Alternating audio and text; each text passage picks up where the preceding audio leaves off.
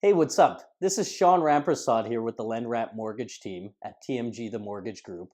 Uh, Today, I'm going to be talking to you about a topic that is going to make you money. This is 10 things real estate agents do that kill real estate deals. Okay.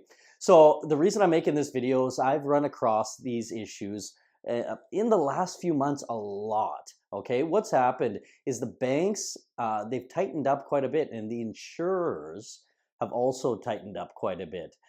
With rising interest rates, things are changing, and we have to make sure that we're doing, as an industry professional, everything we can do to make sure our clients are able to get their properties. Okay. So, this is really important for every real estate agent to know, as well as customers. If your agent that you're working with doesn't know these things, please, please, please forward this video to them so that that they can figure out what they can do to make their deals happen. Okay, so I'm going to get right into it, not waste any time. The first thing that kills real estate deals is writing handyman specials on your listing. Okay, so I know on the MLS there's different areas where you can write notes. There's a realtor view, and there's also a client view. Don't write handyman special in either of those views. Okay, people walking into the property, they'll know that it's a handyman special, but as soon as you write handyman special on your listing, an appraisal is going to be required. Okay, sometimes your client will have to pay for the appraisal, sometimes the bank will pay for it, and sometimes the insurer will pay for it, depending on who wants it and for what reason. But why even create that issue? Okay, that's my take on it. You write handyman special, they're going to find something wrong with the property. Okay, so that's the number one thing. Second thing that kills real estate deals is writing cash back. Okay, so recently I did a deal that was referred to me by a real estate agent. Their client basically was putting zero down. He was getting his down payment from a line of credit. And then on top of that, the realtor was doing $10,000 in cash back.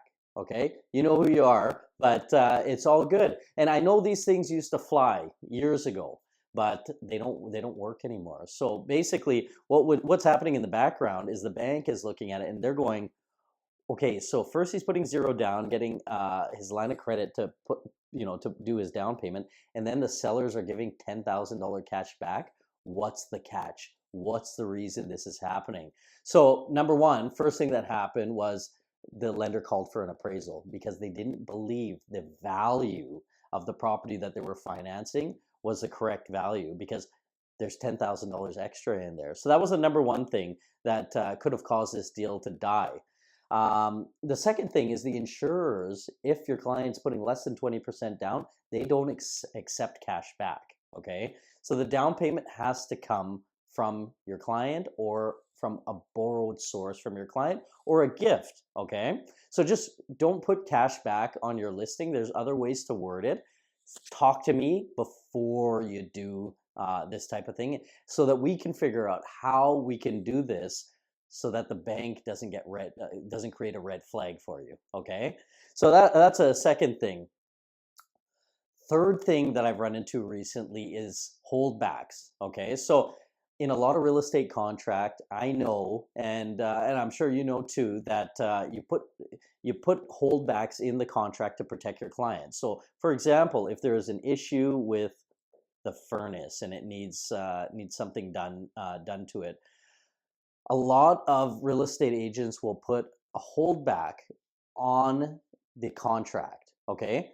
My recommendation is don't put the holdback on the contract. A lot of banks don't accept holdbacks. Let me know upfront if you're doing a holdback, and let's put that on an amendment. Okay. Separate so that the bank doesn't find out about it right away. Okay. So that's the second thing. Don't put holdbacks in your main real estate contract without talking to your mortgage broker. Okay, because some banks will accept holdbacks and others won't. So we have to make sure we position it with a bank so that there's a bank that accepts holdback, so that there's no issues in the timeline for closing. Uh, the fourth item is 60 amp electrical. don't talk about the electrical panel on your listing. Okay. So as soon as you start talking about the electrical panel or anything really specific in a real estate contract, uh, that will cause the bank to want to do an appraisal on the property or to do an inspection on the property. The other thing that happens is your clients may want to get that upgraded, but can't afford to do it right now. And they may want to do it 6 months from now. The bank will generally always force you to have that done prior to possession. And then of course you're going to want to do a holdback for that. And so it's just a cycle that just adds up, and it doesn't work. It doesn't make sense. Please don't put that in your actual offer to purchase contracts. Next, foundation cracks listed on MLS. I recently had this come up. So, client was perfect. He had a good job. Everything was great about it. Client's pre-approved, but the real estate agent put foundation crack on their offer to purchase. That the foundation crack is to be repaired. So right away, the banks wanted to do an appraisal and an inspection on the property. Okay. Then after that, they wanted that repaired prior to creating a mortgage commitment. Okay. So prior to even creating an approval. Now, the client could have very well have lost the house because of that happening. And so don't put foundation. Every property in Alberta, most properties in Canada, period, have some sort of crack in the foundation. You don't want to highlight any negatives. Don't give the bank a reason to say no, and they probably won't say no to you. So foundation cracks, just exit out of the contract. If you want to put it on an amendment, put it on an amendment, and don't show it to me. Okay. Next is existing tenants, putting that on the MLS. So your client's going to buy a property as an owner occupied property, but there's tenants in the property. If you put that on your listing or on your offer, anything about the tenants, then the bank is going to make sure that the lease agreement ends on time, or that the tenants are bought out. Okay, so you really won't be able to take possession of the property until the tenants are gone. So be really careful with that, putting anything about tenants on the property. I again would put that on a separate amendment. Okay. Uh, Not enough pictures on the MLS. This is something that is just crazy. So for some reason, I hop on the MLS right now. I see all kinds of things. I see some really bad pictures. I see some really great pictures.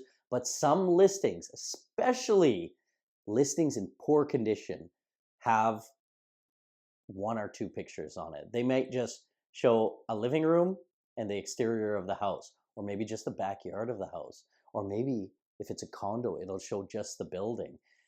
The banks know what's up. There's something wrong with this property for the most part. So never, ever put one or two pictures of a listing, because again, the bank's going to go, what's wrong with this property? And then all of a sudden they're going to say, we need an appraisal done on it, or we need an inspection. Like something has to happen, and they want it with pictures. It's going to cost your clients money, or cost you money, or cost me as a mortgage broker money. It just doesn't make sense to do. Bad pictures on the MLS.